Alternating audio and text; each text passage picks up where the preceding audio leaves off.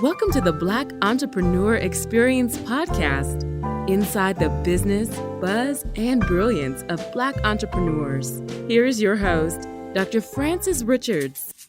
What happens in Vegas goes all over the world on Black Entrepreneur Experience, episode number 366. Thank you for joining us as we elevate the Black Entrepreneur Experience by interviewing CEOs, thought leaders, innovative thinkers, and Black entrepreneurs across the globe. I'm your host, Dr. Frances Richards. Would you like to finish your graduate degree with less debt and live life on purpose and with purpose? Our next guest is a student success strategist and founder of an award-winning education consulting and coaching firm, EdLinguish Solutions. Welcome, Dr. LaNysha Adams. Hi, thank you so much for having me.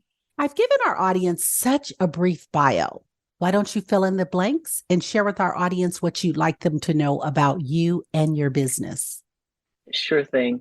With over 50% of doctoral students not completing their degrees, I'm on a mission to championing current and future students in their pursuit of completing a graduate degree in record time. I was a first-generation college student and the very first in my family to obtain a Ph.D. And because of these experiences juggling multiple commitments as a non-traditional student, I understand the unique needs of students who are trying to complete their degrees while working full-time, parenting, or taking care of family members.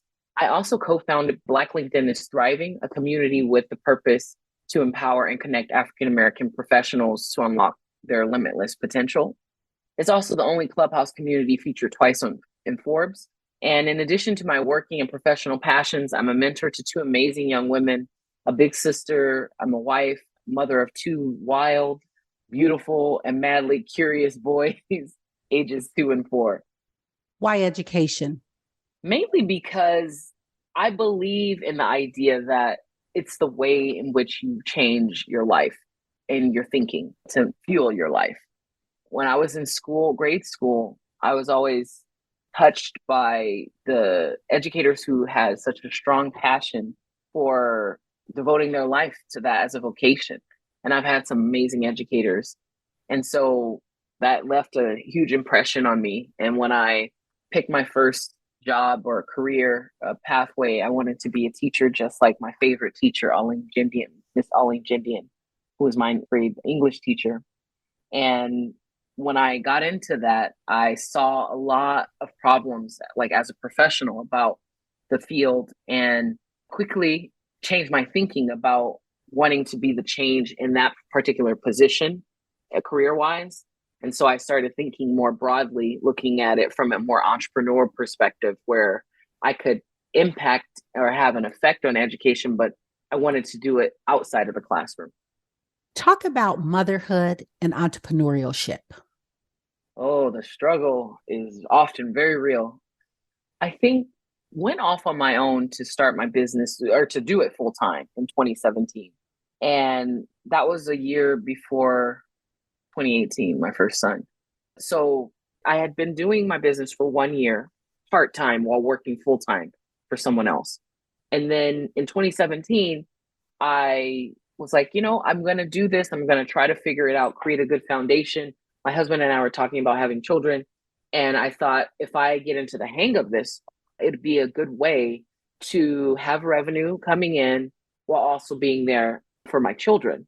I didn't envision exactly what that would look like for my own personal life. I think you just don't know how you're going to respond when you have a child. I wanted the most flexibility, and that's what it's afforded me. And it comes with the joys and curses, that, like with most things in life, you have more flexibility. And so you have to adapt more. And that adaptability creates challenges in ways that, like I said, I wouldn't have imagined until I actually had children. So I can go into that a little bit more, but that's the long and short of it. Talk about Dr. Adams. One of the buzzwords is the quiet quit. I want you to speak from the perspective going from a 9 to 5, a full-time job, into entrepreneurship. Absolutely.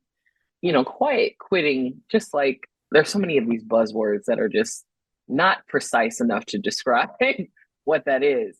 But I was having my own experience of that in my last year working for government agency. And I was frustrated so much so by the way in which progress was happening, how slowly it was happening. And then also I had unmet needs professionally where I didn't feel like I was getting the help that I needed. And also the help that I was provided wasn't actually helping.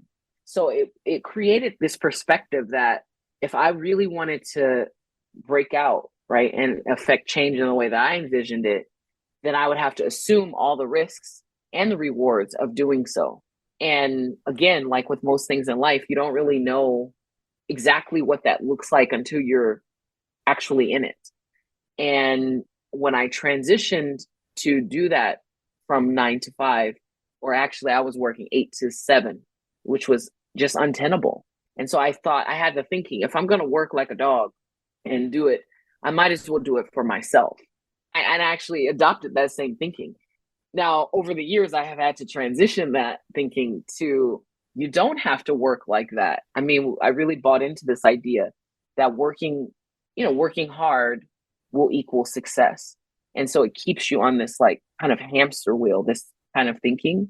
And transitioning away from that has been probably my greatest task. But I think to answer your question succinctly, this idea of quiet quitting is like a transitory period where you're thinking about what your next step will be.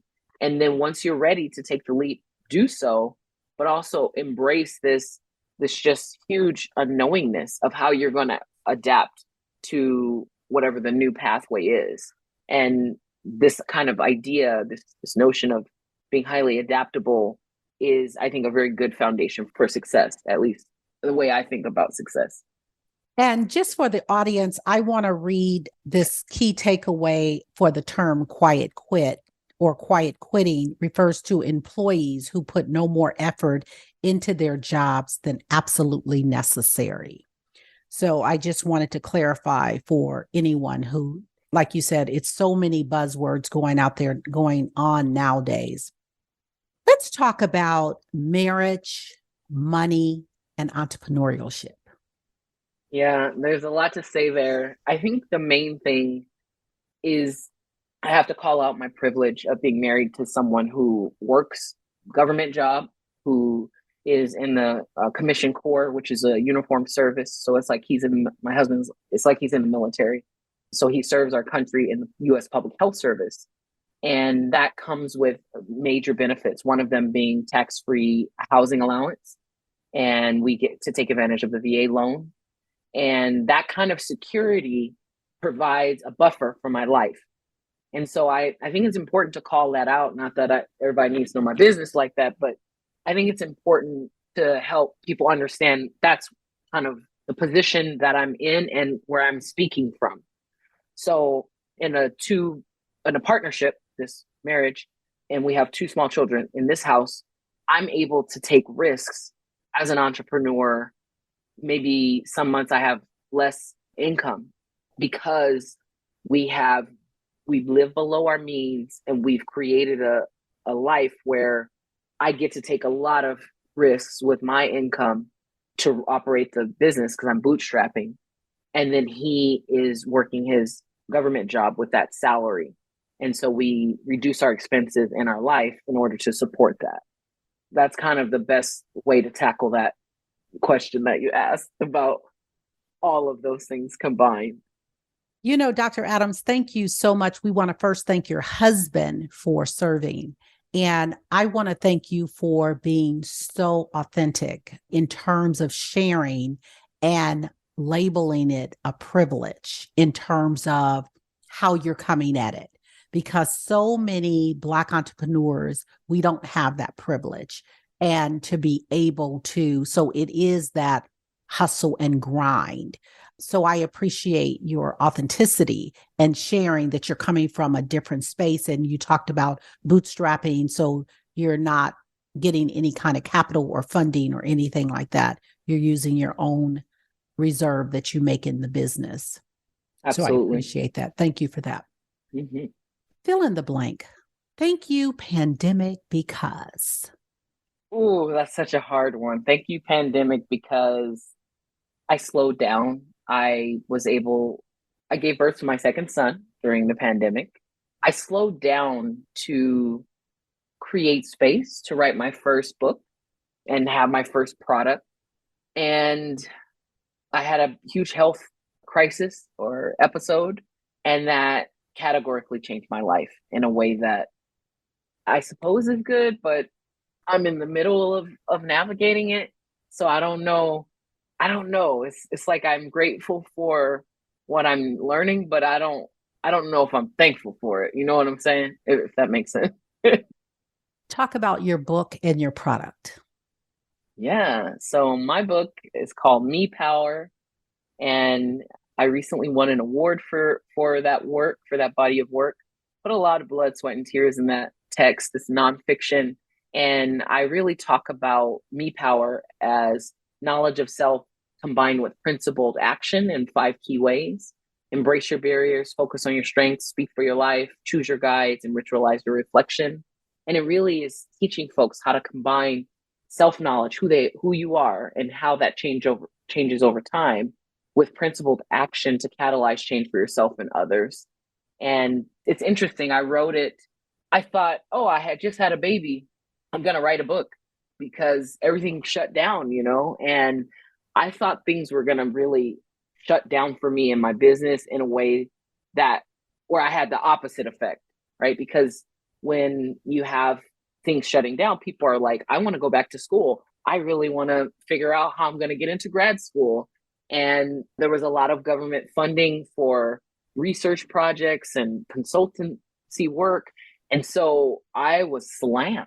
And it took me 2 years to produce this body of work. But I'm so grateful that I really was able to put these thoughts down in a coherent way. And I really wrote it for folks in the business of empowering others. My aim is particularly educators focus on how to get their students to find purpose, own their learning, and reach their full potential. But even if you're a parent or you're an educator or you're an entrepreneur and you're really grappling with this question of who do I want to be, Me Power will help you discover your self-identity and rediscover it, right? For many of us, because it's not fixed, it's ever expanding as you move and groove through life. And who is Dr. Adams? I am a pacemaker powered Peloton rider now. I am a lover of language. I am a woman who is committed to being and helping others to really tap into the heart and essence of who they are. What does self-care look like for Dr. Adams? If I could wave a magic wand, I would sleep more. I understand the importance of sleep. I think there are a lot of challenges with a 2.5 and a 4.5 year old disrupting said sleep.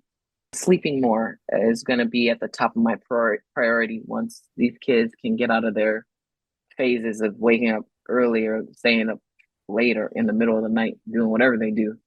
Self-care also looks like meditating and keeping my blood pressure even kill. I'm an Aries, so I'm very fiery. I like having a fiery spirit.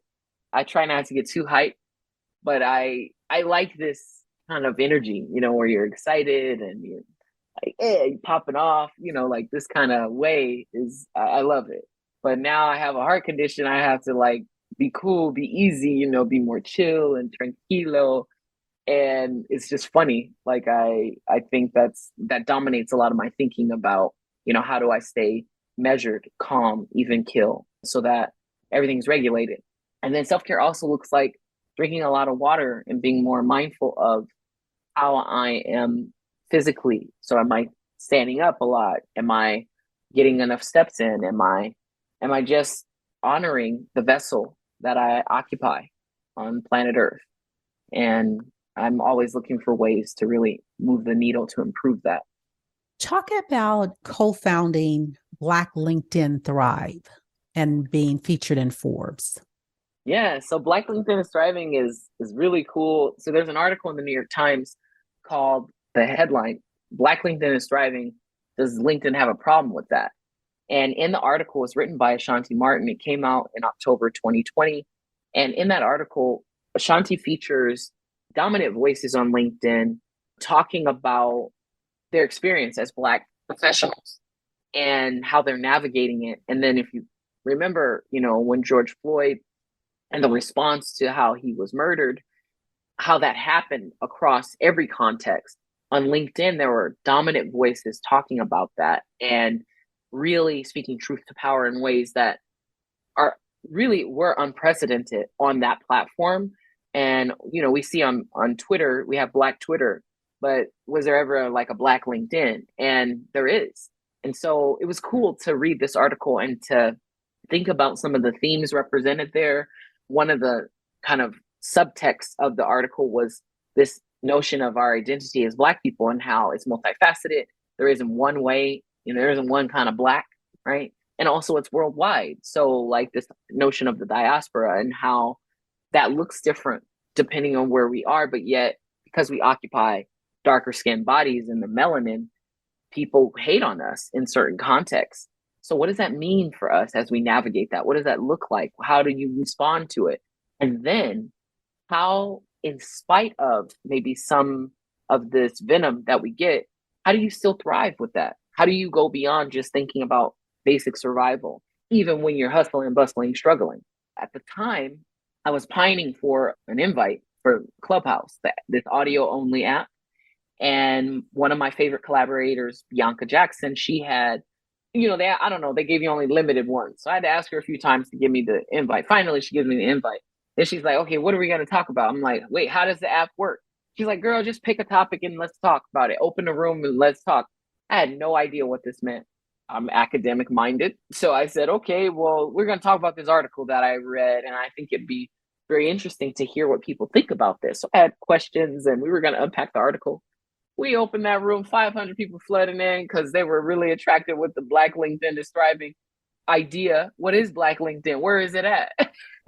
So then what came of that, right? Like we started at Sunday morning, 9 a.m. And I remember we had this back and forth. Do we pick 9 a.m.? And it turns out it's the best time. Maybe not for East Coast folks, but we still have people come in at 6 a.m. on or West Coast folks coming in at 6 a.m. West Coast time. And really, we started unpacking the article, but really what we did was build a community and we attracted other folks who help us moderate the space, right? So if you think about it, it's a conversation that happens on an audio only app. You don't see people, you can see their little profile pic and whatever they write in their profile.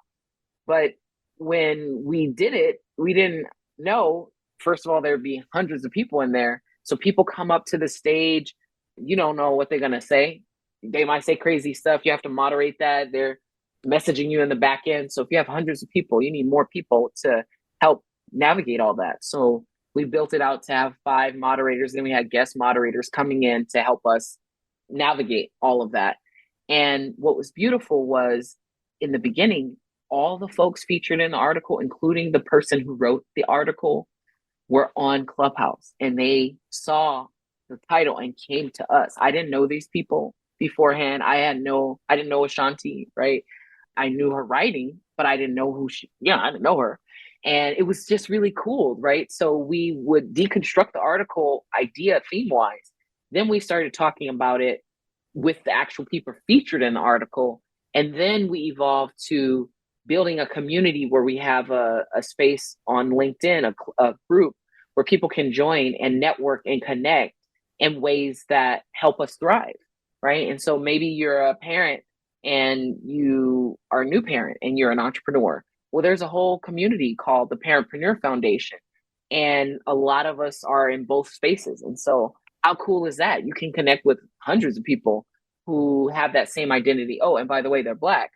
And that means something different, right? So say you're a dad and you're looking to connect with someone like that, or you have an idea for something, or you want to become a minority certified business and you need to understand the process. Well, we have the head of that association in there. We have the head of the SBA in DC. There are some Grammy Award winning artists in our community. There are, just some amazing folks that you're like, wow, and there's no membership it was created with in the vein of let's connect and let's do it authentically, let's do it deeply. And so we were less focused on monetizing it, or not that there's anything wrong with that. It's just we have an ethos that we call organic intentional alignment, where we have topics, we cover them, we still meet twice a month now instead of every Sunday. For 2 years straight, we met every Sunday at 9 a.m. Didn't miss one Sunday. And that was by the grace of our community coming with us, committed to it. But then also we have 5 co-founders who are able to moderate the conversation that happens week over week. So now we're just twice a month, second and fourth Sundays, 9 a.m. Eastern. And the conversations that happen from that really do things in ways that I can't even capture the magnitude of. And so, yeah, that space lights me up. It's provided me with so much groundedness. During the pandemic, I didn't have any contact with my family lives in California. I was isolated with the 2 children. They were driving me nuts. You know, the baby crying all the time. And then I'm an extrovert and I'm so used to dealing and interacting with people. All that shuts down. And this community that was born out of just an idea to talk about an article really provided a saving grace for me. And then I also know for a lot of our community. I want you to have a monologue. I want you to name this person, living or not. This person has inspired you so much. Who is that person and what are you saying to that person? The person is Melody Rash. She's still living. We're really close friends. And I would like to tell her that people are everything. She knows this and she embodies this idea as a human experience leader, operationalizing her talents in HR at the largest educators union in Washington State. And so to her, I would say, I've learned to never hide my spirit and talents in any work context. When you hide aspects of who you are that are core to who you are, you do something more damaging to yourself than anybody could ever do to you. And this is a very powerful lesson, and also something that I close my eyes and I think, never again will I do that. And never again will I encourage anyone to do something like that. It doesn't matter. You have to be who you are, fully, boldly, beautifully. So thank you for teaching me that. Thank you for sharing. I want to step back a moment when you talked about Black LinkedIn thriving. And I kind of just leaped over that. So I want to apologize. That was phenomenal what you guys have built there. So I don't want to gloss over that. Someone's interested in joining. How do they join? Yeah, absolutely. So you would reach out to me directly, but you can go on LinkedIn and look for hashtag Black LinkedIn is thriving. And it's a group and there's a page. So if you go to the page, you can join the group, and the group is on LinkedIn. If you aren't on LinkedIn and you're more curious about learning how to get on there, you don't have to. I mean, I would say you have to join LinkedIn, but if you don't want to, you can also just download the Clubhouse app and find us on there. And Black LinkedIn is one word. It's Black and then LinkedIn, and it is thriving. And then you find us there. Me, Martin Pratt, Keisha Kent, Melody Rash, Bianca Jackson, and Audrey Boyce. We're all moderators and co-founders of this space. That's amazing. If someone's interested in purchasing your book, where would they find it? Anywhere books are sold. You can buy it on my website, LaNysha.com. If you want an autograph copy from me directly, I'm working on getting all the places that have the book now in store. I think there are 7 independent bookstores around the country. And I'm working on signing those, but I have to physically go there and do it. So if you want a physical copy within 5 days or so, I got to sign it, ship it out. Or you can buy it on Amazon, or you can download an electronic copy. It's on sale right now. And yeah, that's how you can find the book. That's awesome. There's so many brands and businesses that are dominating. Name a brand or business that's dominating that you admire and why. I've been thinking about this. I think The brand that I really love right now is Otter.ai. They produce a product that's cloud-based, and there's a non-cloud-based version. You can go online or download the app, but you use it as a recording tool. So you record audio and you can sync it with Zoom and all the other things you use to have conversations. So you can record the audio, and then that audio is auto transcribed by software. And it's very precise when it knows. I've been using it since its beta days for years now, and it knows my cadence, my voice. And so it's cool how in the transcript, it will separate my voice from the voice of another speaker. And I pronounce things in a different way. Sometimes it knows my voice. And so I really love that kind of AI that adapts to you. And what's cool about it is if you're doing interviews or research or anything where you need a transcript, you can use that and auto transcribes, you can clean it up, but it's saved in a cloud system. So you can highlight, you can take clips from it. And that company and all the things that they're doing are just phenomenal. I think their customer service is great. Their social media game is on point. Like if you make a comment to them, they have a few execs that monitor that. Normally it's not an executive monitoring social media, but they can interact in ways that really make it come to life. And so I really look to that company to see, as a tech company, what are they doing? How are they moving? In what ways can I potentially partner with them to do something more beyond just a user, like a sponsorship kind of thing, or in a bigger way? I haven't navigated that quite yet, but that's how I'm thinking now because I love them so much. Advice you wish you had followed? I wish I would have followed this idea that credit, when used well, is good. And business credit is especially great in moments where you don't have the cash flow. And so, in short, when used responsibly, credit is helpful. Who are your top two influencers or mentors, and what lesson did they teach you? Yeah, I kind of talked about one, Melody Rash.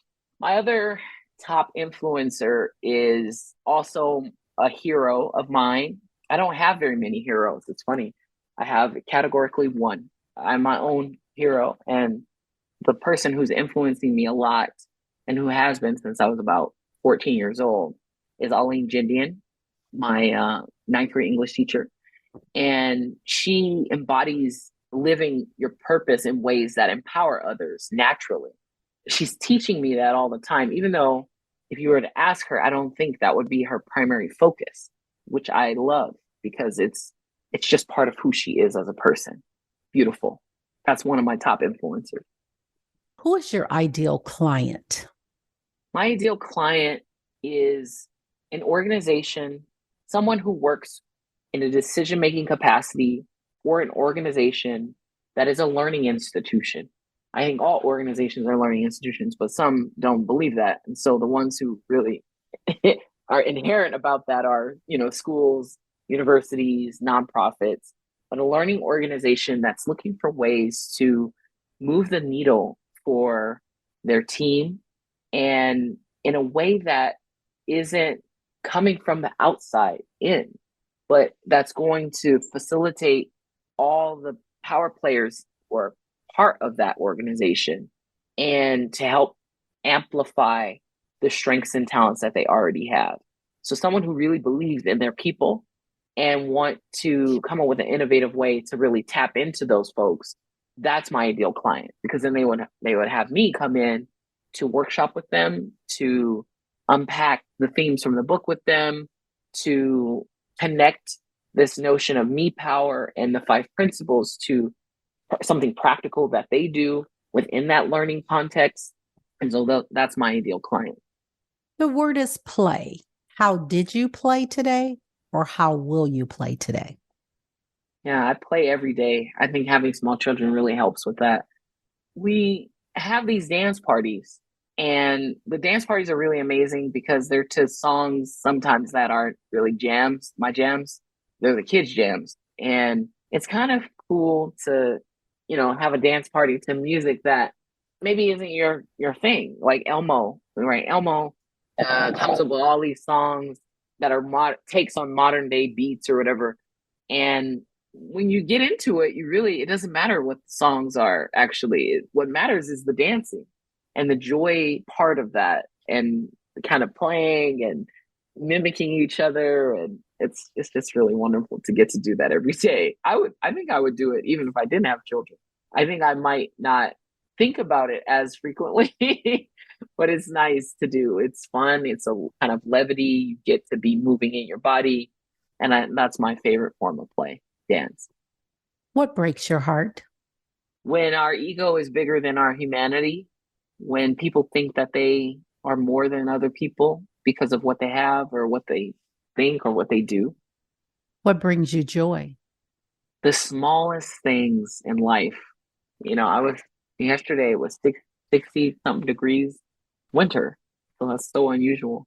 And I stood outside looking at, it's 60 something degrees, but it's still kind of breezy. And I was standing in the sun and I was looking at a tree and the leaves on the tree are moving.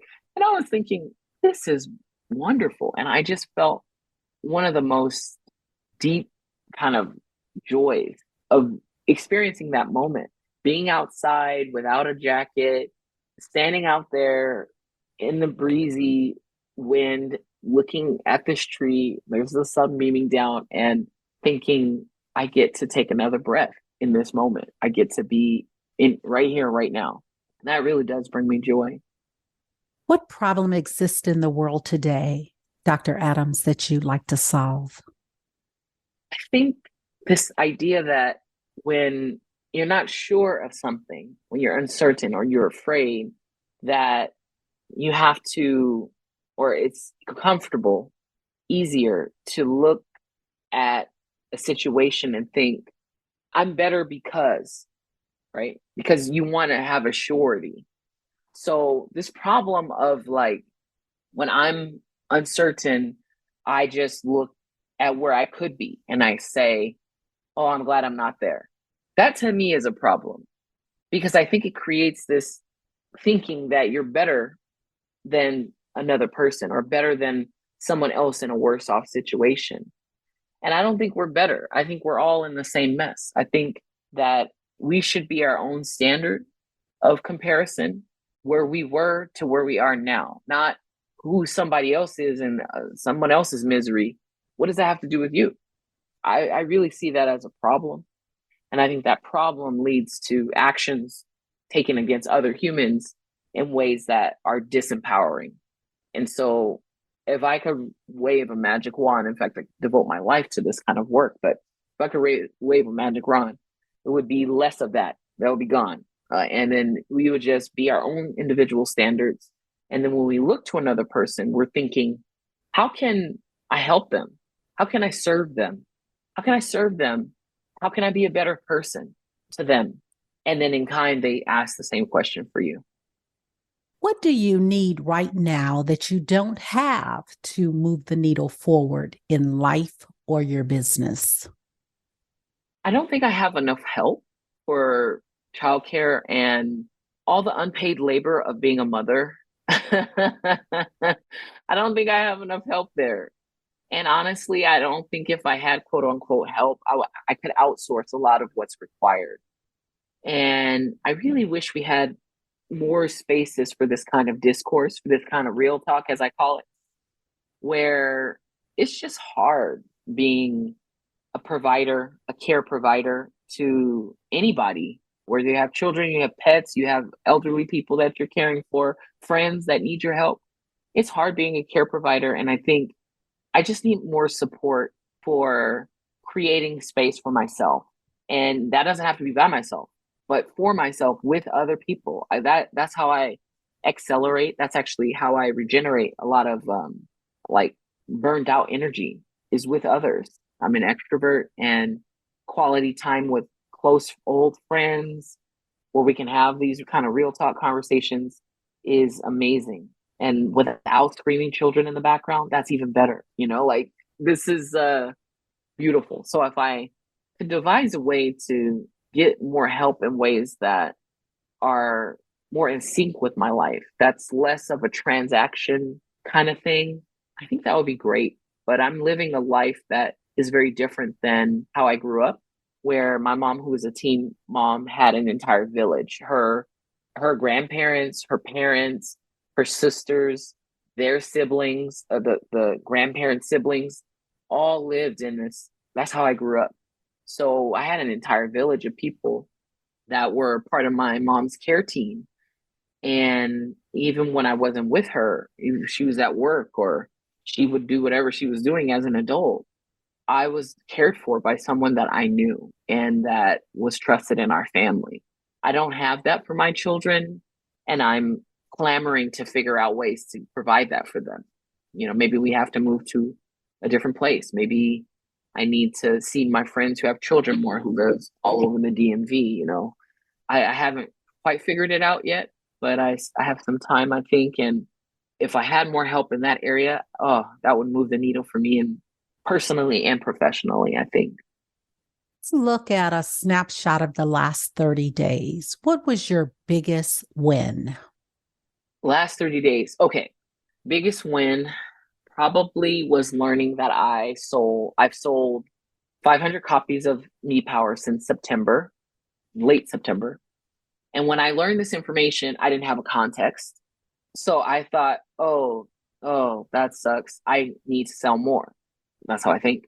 And then I talked to someone yesterday who is an expert in the business and she said, wow, for someone who's not famous and with a press, like a large press publishing house, that's significant because the average number of books sold by an author are like 200 over 10 years for most authors, which I was like, wait a minute, like, so I'm above the average. And then not only that, but I have some traction, and I'm still trying to think about how to move full steam ahead to sell my first product. This is how I think of it. And I was thinking, wow, what a milestone, like what an accomplishment. But that's new. Like, as of yesterday, when I had that conversation, I now have that awareness, but I was only thinking in terms of, oh, I got to do more. It's not enough. What's enough? What's enough? What is your biggest takeaway from our conversation today? What do you want the audience to leave with? The biggest takeaway, I think, would be that when in business, right, it's so important to remember to have patience and the perspective that everything takes time. Consistency and patience are extremely underrated.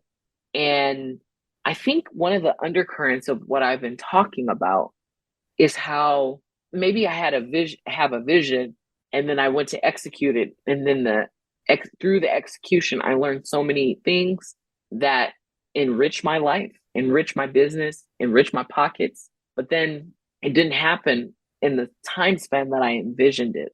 And that's okay. And I think that's really important to understand. If you conducted this interview, what is the one question you would have asked yourself? I want you to ask the question and answer it. The question would be, what's driving you to do what you do? My answer would be, I'm here so that my grandchildren's grandchildren can never relate to the struggle and suffering I knew growing up. I'm also here to leave products behind so that they know my life from my perspective. I'll never meet those people. And I want to leave clues in published works, particularly in black and white in the printed word, that stand the test of time, so that my grandchildren's grandchildren can understand who I am, and they can relate to it, but they can also not relate to it because their life is light years beyond the one of struggle that I knew. That's why I think I'm here. Speaking of legacy, when it's all said and done, how do you want to be remembered? Whew, that is a powerful question.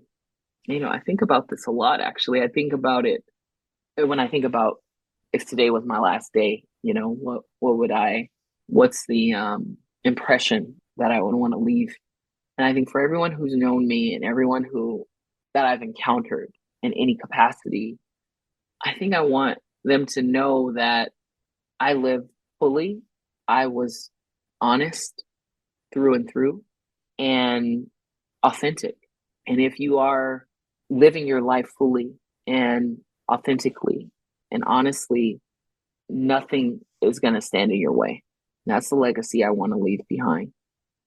Dr. Adams, we've come to the part of our interview. It's called Rapid Round of Fun. I'm going to ask you a series of questions, and I'd like you to give me very quick answers. If there's something you desire not to answer, feel free to say pass. Are you ready for the Rapid Round of Fun? I am ready. Your favorite singer or rapper? Probably Lauryn Hill. Your favorite dance song? No Agreement by Fela Kuti. What is your comfort food? Cashews. What food you eat every week, no matter what? Green smoothies, spinach with fruit of all kinds. The last movie you saw? Woman King, and that was in the theater. You relax doing what? Reading and reconnecting with old friends. Your ideal car? Ooh, it doesn't exist yet, but solar-powered electric vehicle that stays powered for 24 hours. Dr. Adams, thank you so much for joining us on Black Entrepreneur Experience Podcast. Before we let you go, share with our audience the best way for them to connect with you and to do business with you, and feel free to leave all your social media handles. Absolutely. The best way to connect with me is to sign up for my newsletter on LaNysha.com, and that's LANYSHA, my name.com. And my social media handles are at EDLinguist, LINGUIST. And that's true on all of the platforms, the same handle. And I'm always happy to correspond with people. So if you find me and you sign up for the newsletter, you can email me, or you can find me on LinkedIn. We can connect that way too. And I'm always happy to connect with folks and talk with people. It doesn't cost anything to have a conversation. And so if you are curious about anything that I've discussed, or my perspective about how I'm powering my business and still in business after 7 years, please connect. Happy to do so. Thank you, Dr. Adams. That's a wrap. Thank you for listening and subscribing to Black Entrepreneur Experience. We would love for you to leave a review and rating on iTunes and share with your friends. For show notes and more episodes, go to www.beepodcast.com. Join us next Wednesday, and remember, green is the new black. So keep your bank accounts and your business in the black.